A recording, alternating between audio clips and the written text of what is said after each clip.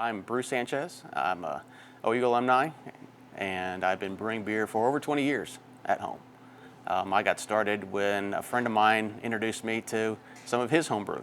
And growing up in Oklahoma, being only exposed to 3-2 beer out of the grocery store, homebrewed beer had a remarkable amount of flavor. And that instantly turned me to brewing my own beer and seeing if I could recreate or do even better than what I had had. So it started out as a light ale, and it has graduated to all kinds of styles from since then. So the ingredients of beer include water, malted barley, hops, and yeast. You combine those together into beer. Several processes need to take place during that conversion. There are several different subcategories of the ingredients. You've got several different kinds of yeasts, several different kinds of grains in malted barley.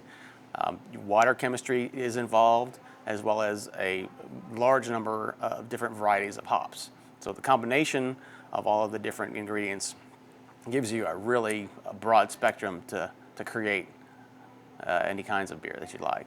A brewing process is a mashing of grains, which is adding water to a grain, converting the starches in the grain to sugars, taking those sugars in the soluble liquid that it's in, boiling it, for several reasons, adding spices, hops, and to balance the sugars and the bitterness, adding the yeast and letting yeast do its job to convert the sugars into the end product beer, which is mostly from the conversion of the sugars to alcohol and carbon dioxide. So.